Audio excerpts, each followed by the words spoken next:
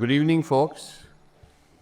Today I am here to introduce you to a very close friend of mine, somebody whom I've known for some time and who has been, I would say, feeding us at all my parties which I host in my house, and a wonderful person whom I have got to know.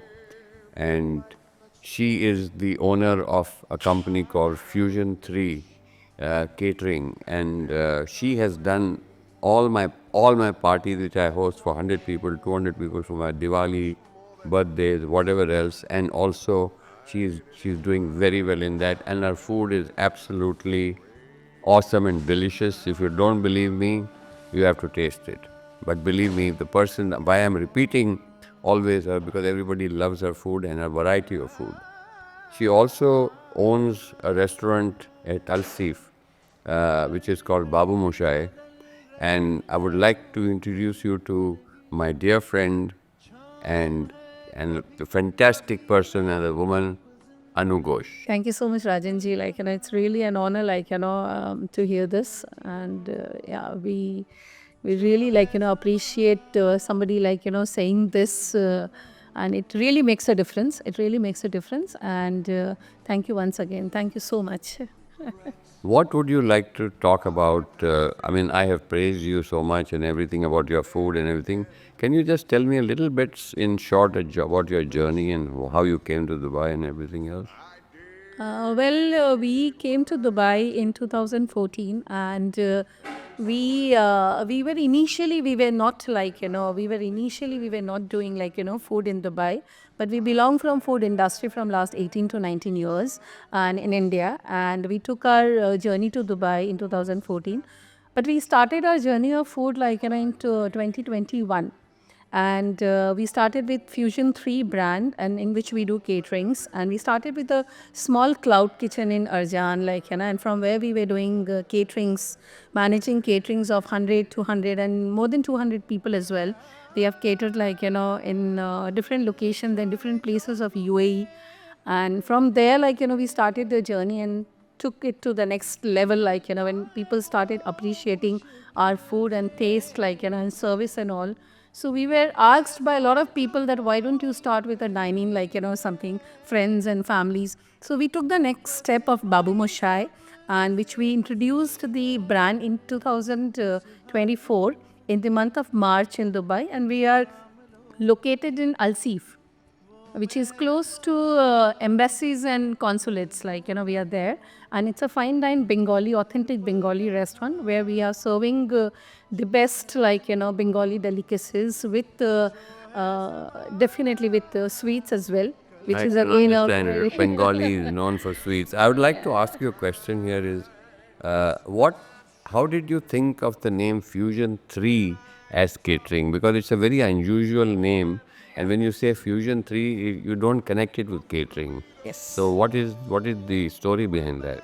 So we have a brand called District 6 in India, and from District 6 we were always and again there is a story behind. It's something to do with numerology. Maybe you can say, but yes, Fusion 3 is something we were actually thinking of making it a fusion, of food, variety of food in it. And why there is a number 3 in it? Because we wanted to keep it food, desserts, and beverage. So that's why the number 3 is there. And fusion is because we have different varieties of cuisines in our catering. So that's, we have Fusion 3 and number 3. So that's how Fusion 3. And how did the name Babu Moshai come Oh, to you? I mean, that's a beautiful story. So we when we thought of starting something as fine dine, and we were very sure we want to do Bengali, and so when Bengali name comes, so we have a friend who used to always call my husband as Babu Moshai, and Babu Moshai or Dada. And so when we were thinking of getting some name for the restaurant, so we of had course, you two. can't name it Dada because Exactly. and Babu Moshai is famous because of the film Anand. Exactly. With Amitabh and Rajesh, and that's how Babu Moshai became very popular worldwide. So yes, really actually we thought ki okay, what name should we go for? So we had two names. So one was definitely Babu Mashai, and we thought, ki, okay, fine, because getting a name also is a is a challenge. Ki, okay, whether you'll get it or not. Yes. So then we thought, ki, okay, fine, let's try our luck, and we applied and all. So we got the name Babu Mashai, and since coming from from little Bollywood and and people know Babu Mashai as Bengali, specific Bengali.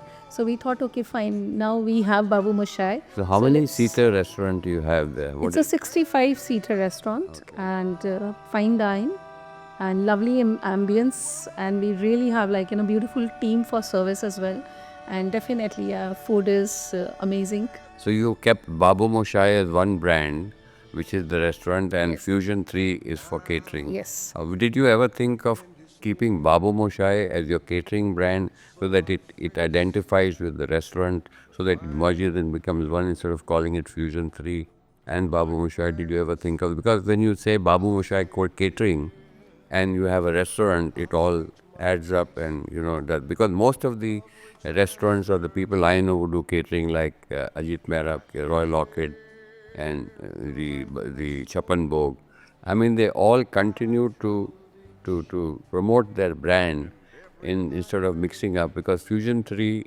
doesn't connect with most people as a catering company.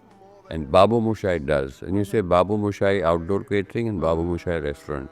This is just a thought which I do. Thought that if you ever think of it, I think that would be a better way to brand your restaurant and your catering.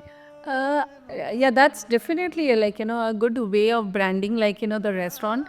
But I guess being Babu Moshai as the brand, so for catering, it would have been a difficult actually name to cater to all the clienteles. Babu Moshai is a very, very nice name. It is It's a a very nice name. soft name. And Fusion 3, I'll tell you honestly today, I'm telling you, Fusion 3 में मेरे को कुछ, मैंने कहा catering किसकी की, मेरे Fusion 3, ये क्या है Fusion 3? We've heard of all names, like Yeah. Ambassador Catering or Royal Lockett Catering or Blue Hotel जो होती है उनकी catering. They call them by the brand which they go by. So this is something I think you should keep at the back of your mind in the future. I'm not telling you anything now, but these are just my thoughts. We have a website called Fusion Hospitality, actually. And why I was saying, why Babu Mashai, we haven't thought of, taking it as a catering, brand, because when you talk about Babu Mashai, when you say Babu Mashai, people relate it with only Bengali food. So they become very, limited. Ki, okay, Babu Mashai means they do only Bengali catering. But you do all kinds of food. You So do that, people who are doing with us, for them, it would be easy. But if I need more, people and clients, for them, Babu Mashai becomes very limited. they with think the it's cuisine. only Bengali catering. Exactly. Yeah, that's one I reason. understand Yeah. that. But that's good. I think that's so nice meeting you and introducing you. Thank you so much for being with me. Thank you, And Rajan. thank you. Thank you. Thank you. Thank you. Hello, friends. Today, in this podcast, now you're seeing a second face which you've never seen before. I am actually very, very excited to be on this podcast with Rajan sir, because I have been part of producing the videos that he's been creating about his upcoming book, and it has led me through that journey as if I'm reading the book, which is what the essence of the video is. It's really like you've read the book. It's different from an audiobook. It just makes it more relatable. So today, and the reason I begged him to let me be on this podcast today is because today's chapter is very interesting to me. The chapter is called The Dubbing King of Bollywood. The Dubbing King. Dubbing King of India. Yeah. Dubbing King of India, which is very interesting, because I feel that This title was basically given to me by the media. I mean, not that I was promoting it or anything, but I one day saw the newspapers called the Dubbing King of India. but obviously all that, in a way, recognition Yeah. comes through the work. Yeah. You do things and then people decide, oh, this is who this person is, so that's why. But I would really like to know how this journey started to then you getting to that point where people call you the Dubbing King of India. Thank you, Asad, for being on this podcast and joining me and and I know you're a filmmaker in your own right and everything, and you like these things and you're very interested in it. But honestly, telling you that I have anything that's happened in my life till today is sheer accident or an opportunity that came to me which I took. But this situation of my getting into movies has been, I would say, a dormant passion inside me, because coming from a background where I grew up amongst the glamour world, as you know, in my earlier podcast, that right from the time my uncle, Mr. J.C. Jain, who was at the Times of India general manager, I'm again repeating, he started the Filmfare magazine, he instituted the Filmfare Awards, Illustrated Weekly, Screen, Femina, and I grew up as a child with the whole Bollywood background from Nargis ji and the Geeta Balis and all the time, and those time from those.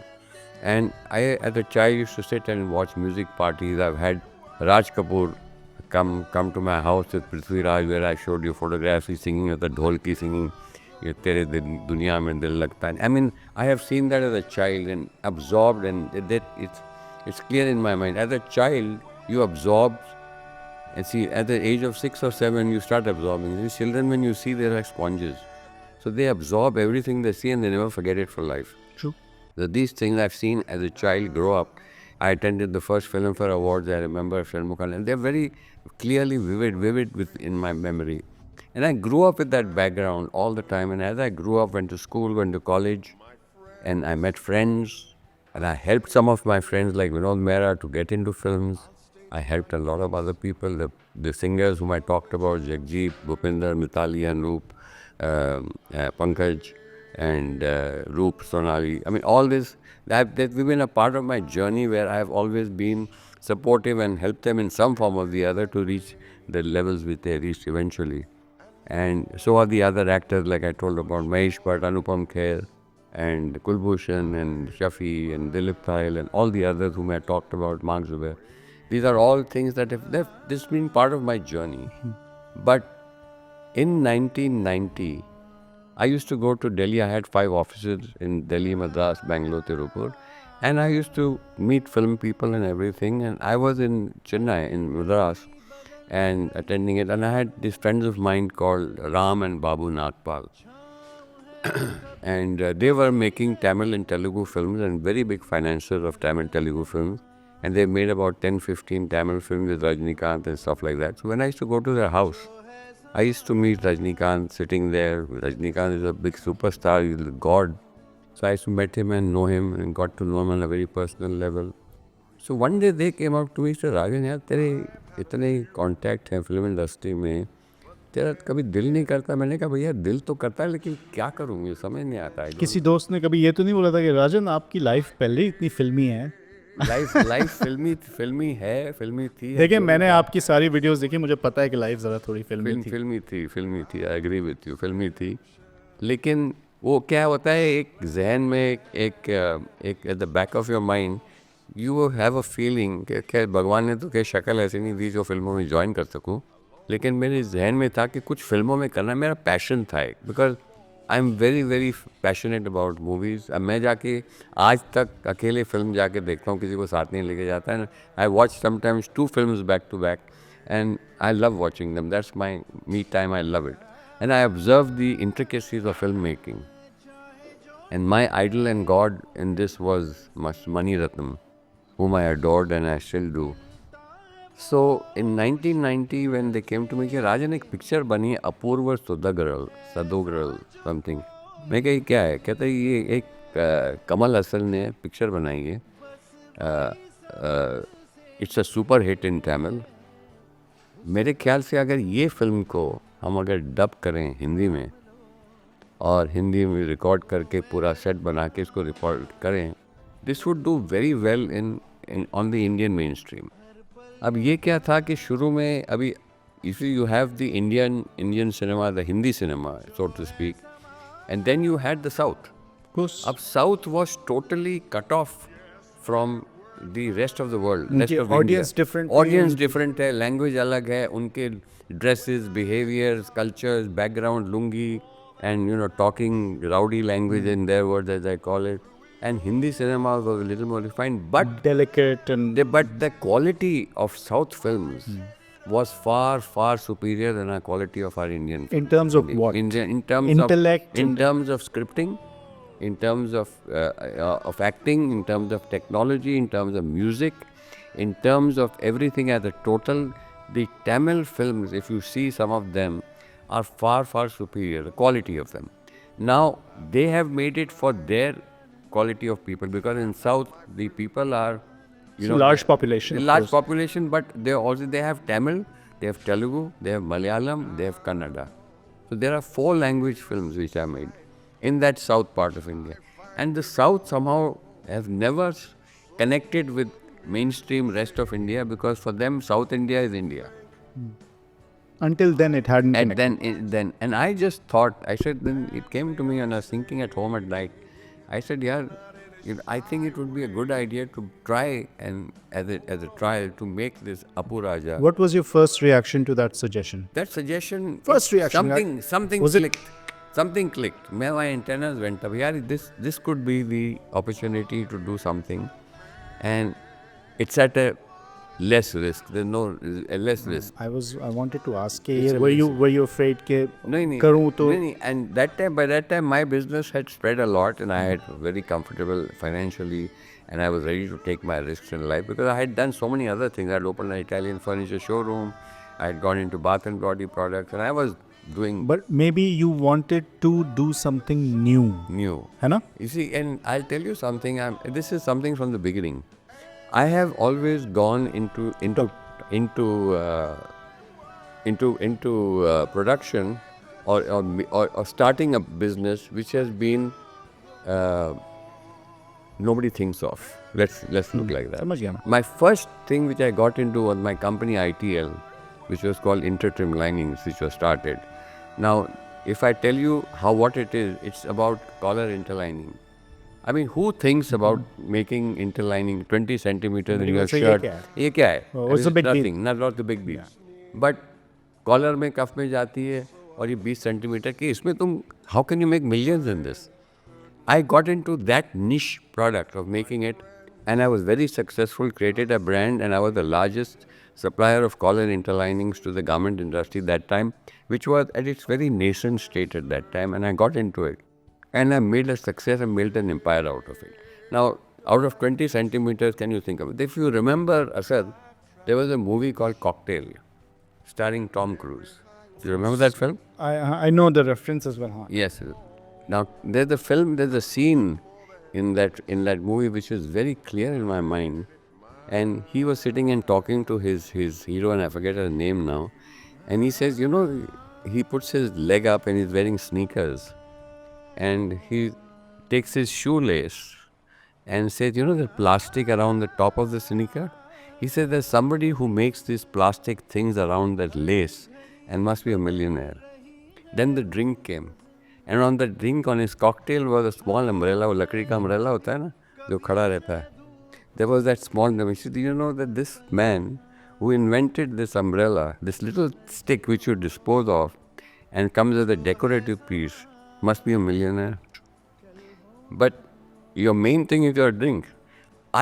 That somehow stuck in my mind. I said, I need to look at something which is a very, it's something which you touch and use every day. So I got into the interlining business. Of course, that story I've already told you how I got into it. But I made my millions from that. That was the niche product which nobody thinks about. After that, in the early 80s and 90s, I got in touch with how I got into the hanger manufacturing. Now, hanger is something as a product which everybody touches every day of his life. But when you buy it, you take your clothes off, you put the hanger on, you throw it away. You don't even think somebody must be making these billions of hangers every year, and it's used in all retail stores. It's used at every household and everybody. But nobody thinks कि ये जो आदमी बनाता है वो कितना, he must be something, he must be a millionaire or a billionaire. तो घूम फिर के बात यहीं आ गई कि मैंने कुछ नया करना. नया करना है. तो जब मैंने ये सोचा कि अब इंटरलाइनिंग हैंगर्स ये सब, जब वी मेक अबाउट 35 आपका माइंडसेट वो क्रिएट हो गया था. आज की डेट में we make about 30-40 million hangers a month. and supply to the American retail market in Walmart and all the other stores. Every store, we control 80% of the world market share in our hangers today.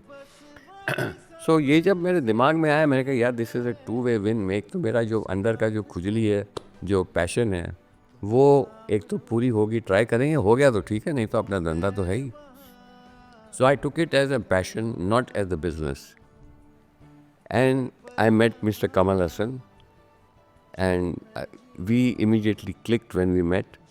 We were on the same wavelength because he's a highly intellectual and he speaks very, very intellectual. He's not a filming guy, he's a very highly intellectual. We went to his office at Rajkamal house and met his brother Charu Hassan and him.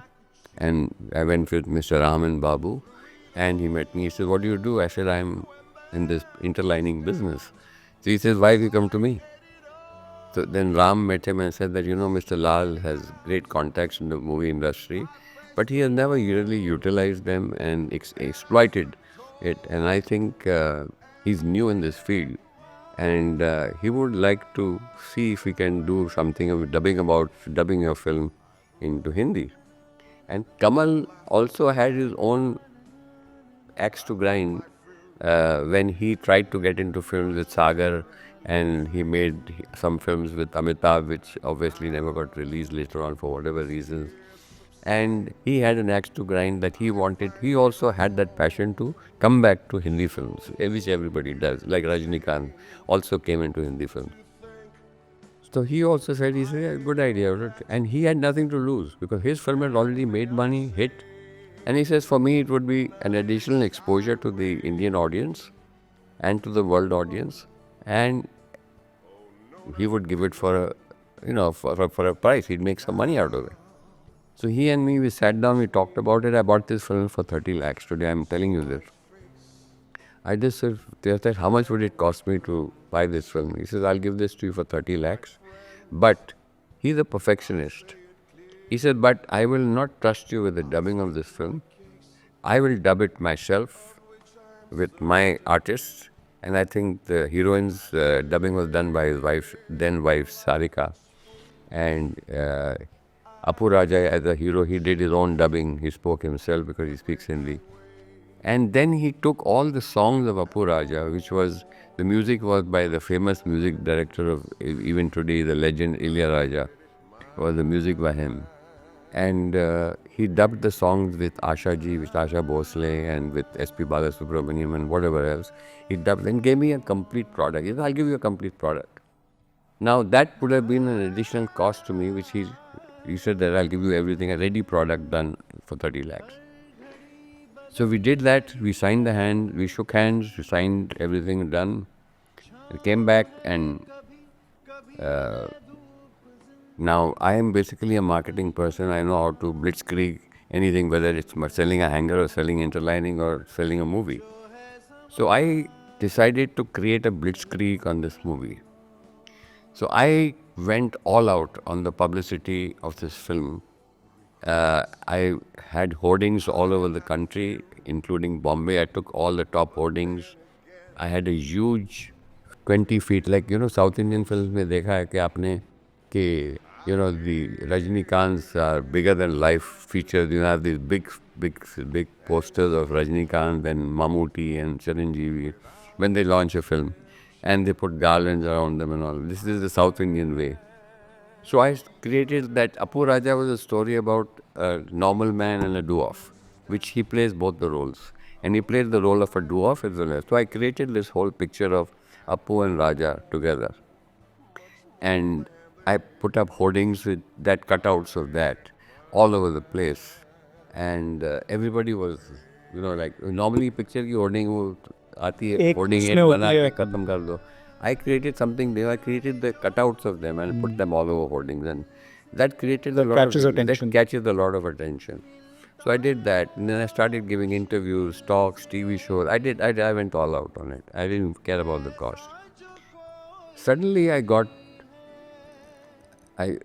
started getting phone calls about distribution. In those days, it's not like what it is today. Today the scenario has changed, but I suddenly started, we used to be about 7.5 territories, what we call territories. You know, you have Bombay, Delhi, South Nizam, Hyderabad, you know, North India. So you have 7.5. Then you have the music, then you have the overseas rights, then you have the cable rights and satellite rights. So these are the areas of revenue which you have. So I started getting calls from distributors to distribute the film. Then they wanted to buy for distribution. So I called them up and I used another gimmick here because I wanted my name to become popular or famous or somebody calling me mad, for example. So I called up and my office was about 20,000 square feet. It was a very posh office, as I told you. So these distributors are used to going to Naz building, वो building जो line lift में गए second floor पे चढ़े एक छोटा सा office है वहाँ पे वो इसकी फिल्म का बोर्ड लगा हुआ है अंदर वो दरवाज़ा खुलने वाला है वो अंदर जाके बोलते हैं साहब FC मेरा से मिलना है शक्ति सामंत से मिलना है बोल दो अंदर कैबिन में बैठा हुआ है साहब यहाँ आए हैं अंदर जाइए They used to have smaller offices. My office was 20,000 square feet and it was beautifully done.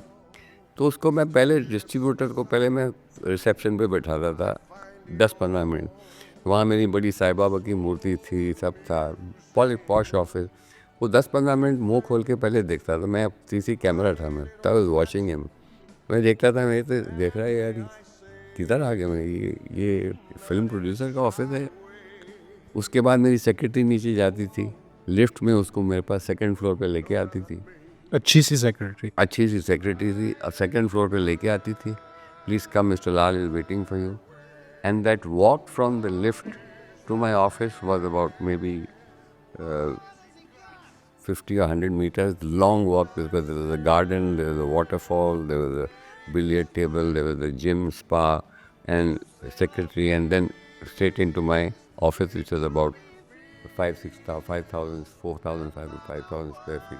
Posh office, first class table. मतलब आपकी एग्जिस्टेंस ही एक थिएटर मतलब एक और एक और है और उसके बाद and I was a pipe smoker तो मैंने पाइप मुंह में होता था मैं उठ के मिलता था उनको बैठता था बैठिए तो वो बड़े डर के घबरा के बैठते थे उसके बाद मैं उनको 10 मिनट देता था पाइप स्मोक करता था मैं कह let him take this place in and then used to look around and say that I am pretending I am working सब ड्रामा था तो उसके बाद मैं कहा आइए बोली साहब आप क्या चाहते हैं sir by that time this guy was sold finished he was done तो सर आपकी पिक्चर है मैंने कहा हाँ बोलिए बोलिए क्या पिक्चर है बोलिए हाँ पिक्चर है आपकी सर मैं लेना चाहता हूँ ऐसे हाथ जोड़ लेना चाहता हूँ हाँ मैं कहा कितने क्या आपका प्राइस नहीं तो नॉर्मली डिस्ट्रीब्यूटर्स कोड क्या साहब ये भाव है चाहिए तो मैं लूँगा नहीं तो नहीं तो ये उल्टा हिसाब हो गया तो I was enjoying every moment तो जब बोलते साहब मैं आपको दिल्ली की टेरिटरी लेना चाहूँ मैं कितना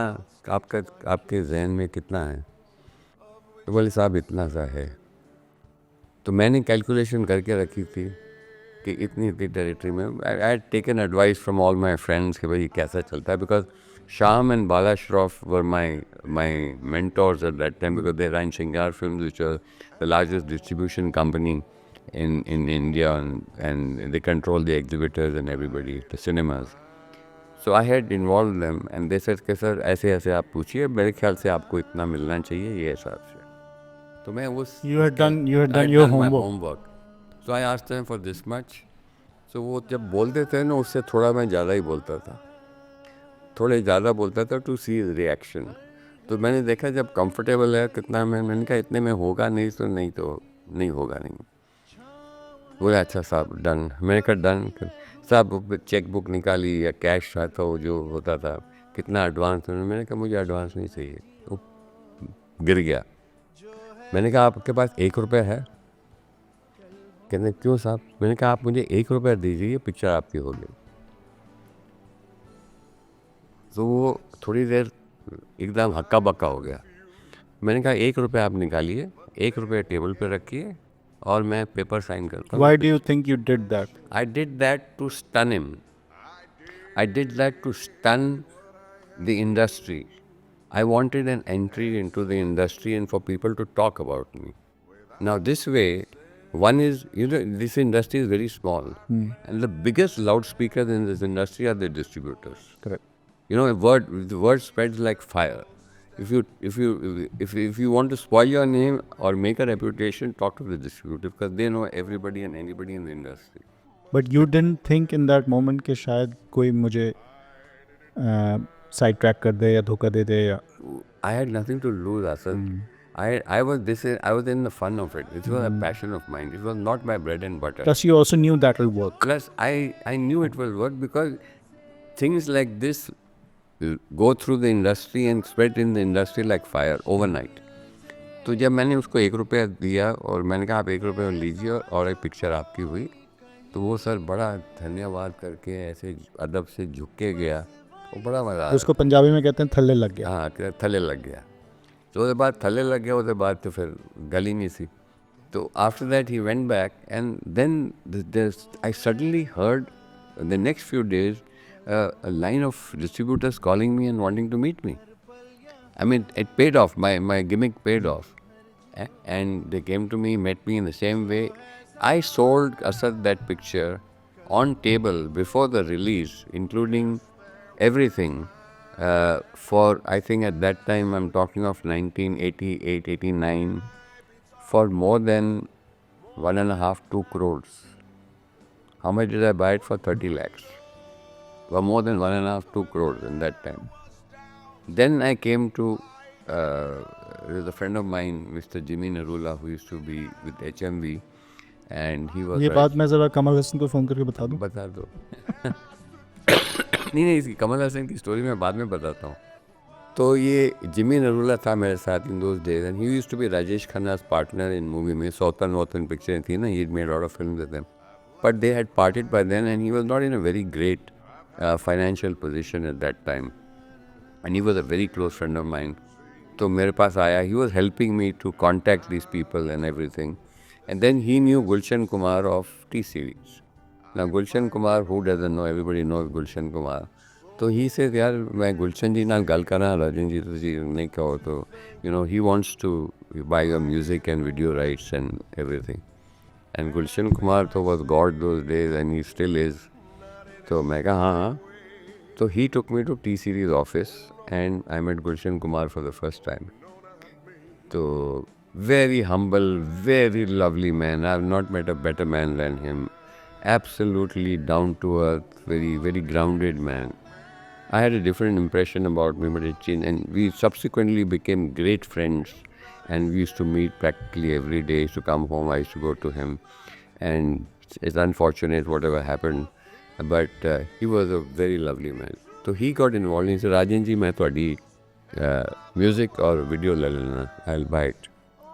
He didn't talk about price. I told him कि भाई सब तुसी जो देना दे दो. You know, for me it was getting into a relationship.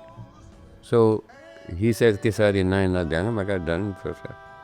Acha, in the meantime, in order to repay Jimmy Narula for what he's done, and seeing his economic and financial situation, I offered him a share in the business, in the movie. I said, I'll give you so much % share. Then there was another guy, Rajiv Narula, who was also party to this whole association with T-Series. I gave him a small share. Now Ram and Babu, who introduced me to Kamal Hassan, where also I gave them a share. For me, it was giving... Eventually, Gulshan got interested in, he said, यार मैंने share भी चाहिए picture. मैं कहा तोनू मैं music देता है, video देता हूँ, तो तुम मेरी जान लोगे कि करोगे. कहते नहीं मैंने शेयर चाहिए. मैं I like you as a person, I think you are going to do a great job and I want a percentage on the business. I'm ready to pay for it. So I finalized I didn't take money from Rajiv and Jimmy because of their economic position, but from him I took a share of it. I gave him 5-10% of this business, of the share, and he became a partner. Now, Kamal heard of this. It's a very funny story.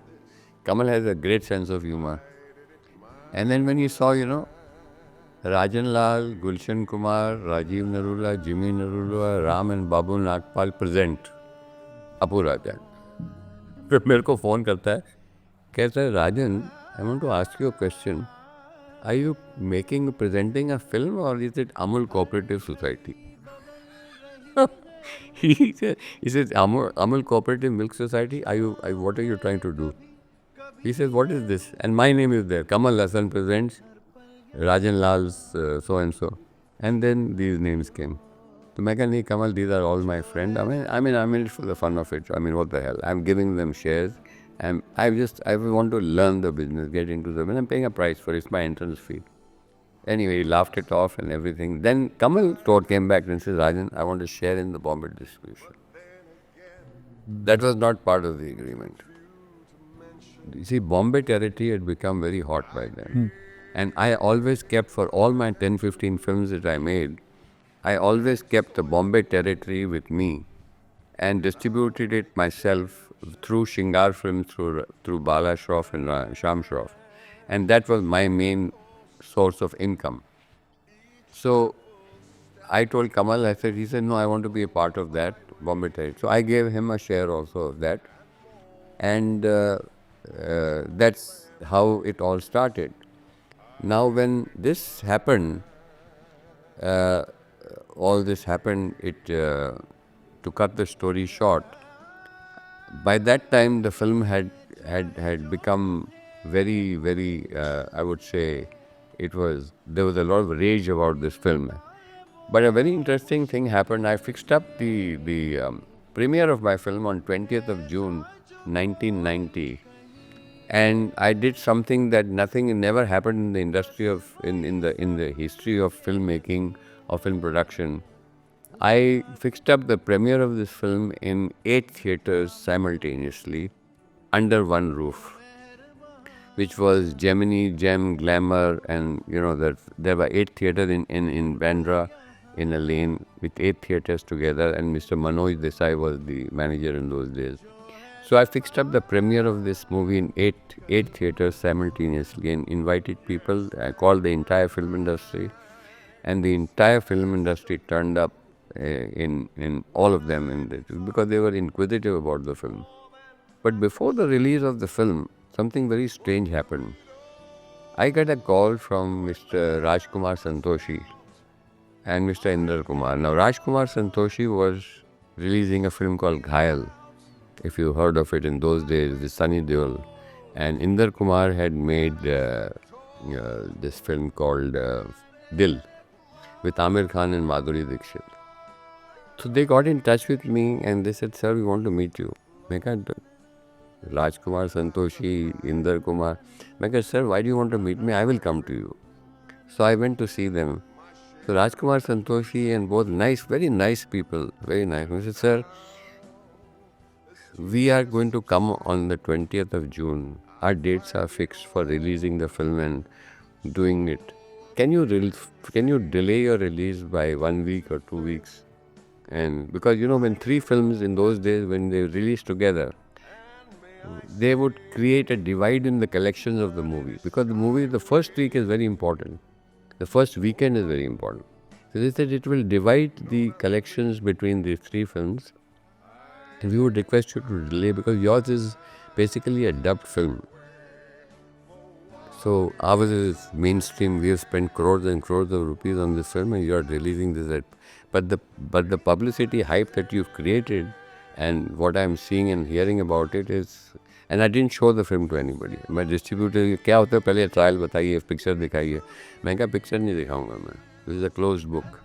If you want to buy it, otherwise thank you very much. I didn't show the film to anybody. Now, like Ghayal and Inder Dil, they used to have trial shows. I used to go for these trial shows in the studios. They used to have mini theaters. So I used to go for these trial shows and see the film to their friends. I didn't show it to everybody. Very keen, but picture dikha, maine picture nahi dikhaunga. So they said 20th June we are booked. I said no. जब उसने बोला ये तो सारी आपकी dub film है, तो मेरे एक दिमाग में लगा यार ये क्या बोल रहा है, मेरे को थप्पड़ मार रहा है. मैंने कहा sir ji, with due respect, I appreciate what you have said, but my dates are fixed. I will not change my dates of film release, and I have already booked my theaters. My chain of theaters is booked. Everything is done. I cannot. My distributors have all fixed up their releases. I'm sorry, I would not be able to do it. But with due respect, you all are great filmmakers and everything else, but I cannot change my date. So they went back. I don't know what happened, but I heard Later on, what happened was they delayed the release of their films by 1 week. Both Inder and Rajkumar, they delayed the release of Dil and Ghayal by 1 week. For me, that was something of a great personal, I would say, achievement or partly कहते हमने तो यार इतने करोड़ों रुपए खर्च करके picture बनेंगे, आपकी तो डबडी फिल्म है ना, आपका थोड़ा खींच लेंगे, आगे कर लो क्या. तो वो मुझे थोड़ा सा चुभा उस बात पे. That made me more determined that if this succeeds, I'm going to create a parallel cinema between Hindi films and dub films, and that's what exactly happened. All my future next 10-15 films which I dubbed and released, and all of them were Mani Ratnam films, some of them with Rahman music and whatever it is, we'll talk about it, created a absolute uproar in the Indian film industry that this man has created a parallel Hindi cinema at low cost. मतलब आप 30, 40, 50 लाख में 80 लाख में picture लेके dub करके बनाओ और 5-6 करोड़ रुपए 8 करोड़ रुपए कमाओ. ये लोग खर्च करते थे 40, 50, 60 करोड़ 70 करोड़ उस वक्त, और आता था कितना उस मैच बराबर हो जाए या 5-10 करोड़ ऊपर मिले. That's enough. Now you do the math. So this created, and people thought that this some idiot has come called Rajan Lal and he is very releasing dub films and he made a joke out of it, But till I did my second and third film, when I did Dalpati, which was Mani Ratnam's film with Rajnikant and Mammootty and Arun Swamy, and I did Nayakan, which is the cult film again. I dubbed Nayakan into Hindi. And then they took me seriously, and I took Chhela, Prabhu Deva's film, Chhera, and I did Lovebirds with Prabhu Deva and Nagma, which was again another hit film. So all these films which I took, mostly of Mani Ratnam and Prabhu Deva, who were cult figures even in Hindi cinema. What happened was, and then I was part of Roja also, but not directly, but indirectly part of it. Roja changed the lives, as you know, of everybody. That was not my film, but I was part of it in some form or the other. And that made Rahman what he is today. That made Mani Ratnam and brought him into the mainstream Hindi cinema after that. And the rest is all history. And you know where Rahman is today and where Mani Ratnam is. And I have pictures of Rahman, which you must show in this podcast, of when you look at his pictures, when I released Lovebirds and Rahman with me, he looks like a 16-year-old child. And my picture with Mani Ratnam when he was shooting for Bombay with Rajnikant, with Arvind Swamy. Those were memorable pictures of me with Mani Ratnam, with Rahman. But the rest of the journey, whatever happened was that there's a magazine called Trade Guide and Film Guide. Those days, trade magazine hote na. I remember a cartoon which they showed, R.K. Lakshman ka cartoon aata tha na. I remember a cartoon where there's a plane taking off and Rajan Lal is the pilot. And on the wings of both the sides, there are producers hanging on and flying to Chennai. That I remember that. कि जहाँ राजन जा रहा है उसके तो सारे producers were like a band magnet, like if the producers are holding on to the scene. तस्वीर मुझे याद नहीं अभी है कि नहीं, but they were holding on to the wings and they flight to Chennai. So that जब भी राजन चेन्नई जाता था ये कुछ ना कुछ लेके आता था, तो they started becoming a follow bandwagon. कहते when the success happened they follow. तो ये जब हो गया, all this happened, I did my 10-15 movies. The prices, the producers in South got very, यार ये तो नई market मिल गई हमको. The unseen market, so over and above what they were making with their own area, they found a new market. So I was up to a certain point was buying films and the prices were going up, but for me it was economically viable for me to do it because I had that strength. And then one fine day I opened the papers and they said the dubbing king of India. तो मेरे को title मिल गया, मैंने magazine article पढ़ा है और एक article आया था मेरे ख्याल उसमें लाल सलाम आपके पास होगा. तो when I saw these articles and everything, I got dubbing king बन गया उसके बाद. That's how it all happened. तो ये जब हुआ तो मैं एक स्टोरी है अपनी जो which I want to tell everybody is here. There was a film called Bombay which was being made by Mani Ratnam. When I met him, he was shooting for it, and it starred Arvind Swamy and Manisha Koirala. Music was A.R. Rahman. Yeah, so that film, and I had bought all Mani Ratnam's films, including his wife's film, Indira, which I named as Priyanka. But that film I bought, dubbed, but never got released for whatever reasons. That is still with me. So I told Mani, I said, Mani, this is the story. He says, all the films are yours. You have bought all my old films, so obviously this goes to you. But situation happened in such a way, maybe his partners were such or whatever it is. My doing of way of doing business is shaking a hand and saying this film is mine. And for that time, I thought that's how it would be. But I went back to him every time he would say, कि no I mean ये जो आपने जो भी price बोली for example 50 lakh बोली या 60 लाख बोली ये तो मेरे को ऑफ़र आई है कोई 10-15 लाख ज़्यादा की. And then I would go back with my situation and say आपको जो ऑफ़र आई है मैं मैच करता हूँ, आई मैच इट. तो ऐसा ओके ठीक है ये फिल्म आपकी हुई. तो वर्ड ऑफ माउथ में एक हैंड शेक से थोड़ी देर के बाद वापस जाऊँ, भैया क्या हुआ है तो फिल्म प्रोग्रेस. तो वो बनती गई. बोले मेरे को ऑफ़र आई 15-20 लाख की, आपकी प्राइस से ज़्यादा की. तो मैं बड़ा अंधेड़ बुन में फंस गया. मैं कहा यार ये कौन पीछे पड़ा है मेरे ऐसे. What is happening. Cutting the story short, this movie went up to 2 crore 50 lakhs the bid, and I didn't know who was behind it. I went and my limit ended at 1 crore. Up to 1 crore I could go. After that, I went back to my friends, Sham Shroff, Bala Shroff. कहते राजन ये picture तो ज़रूर लेनी है, तो इसमें क्या करूँ, मैं आ जाता हूँ, I'll पार्टनर विथ यू. ऐसे तो कितना लगा. कहता मैं 50-60 लाख लगा दूंगा फिल्म में. वापस गया, मैंने ऑफ़र की उसको 1.5 crore की. वापस आया, कहता हो गई.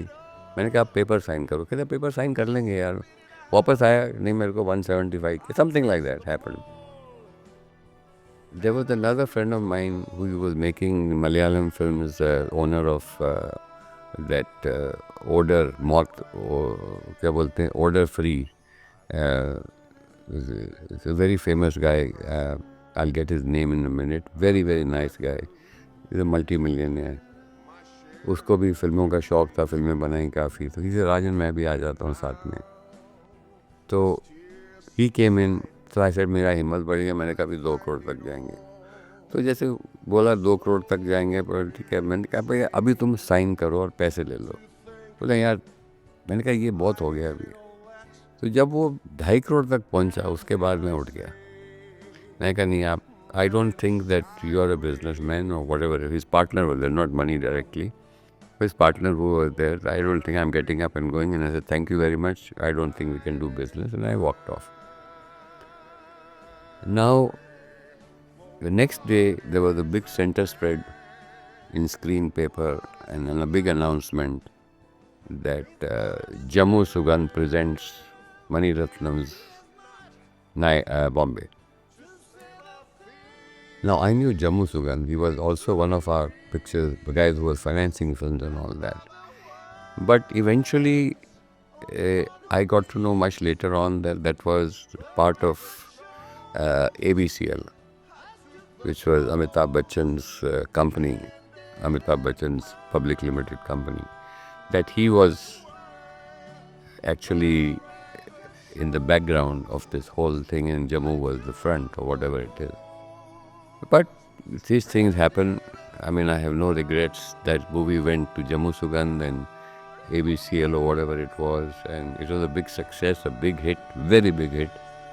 And that happens in this industry. I have no, that's just competition. There's no regrets. But I realized that what I've done is has created such an interest in the industry that they have started recognizing that dubbing is not just film. It is basically the scripting, the acting, the direction, the discipline It's very important with them is, I have seen, Asad, those people. I mean, why was Jitinder so popular in South, and why didn't Rajesh Khanna and Dilip Kumar do films in South? Or somebody else? Why? Not that they didn't get it or try it, but because they were lacking discipline. I mean, these people would go to shoot at their time, and these South Indian producers are simple looking guys in white dhoti, white kurta. Sir, 6 o'clock tomorrow morning, sir, car will pick you up, sir, with makeup. And they talk very modestly. वो 6 बजे, now Jitinder is a disciplined actor. वो पौने 6 बजे नीचे lobby में होता, 6 बजे जाता था, शाम को आता था. Next day morning he was, and this is what he liked, and that is what the South producers took him, and he was in all South films, if you notice. He was the one who brought in Sri Devi, Jayaprada, and all these other actresses who came from South was because of Jitinder. But Jitinder was an absolute disciplinarian. Next person who got into South who was successful was Vinod Mehra, my friend. He was also a disciplinarian. And he would not, or Jitu would not let anybody not pay for his alcohol at the producer's cost. Not let them pay. So they were disciplinary. So these things all are not known to a lot of people as to why this happened. But coming back to this whole thing, when Bombay happened after that, the movie business, the South business of dubbing, for me became non-workable financially.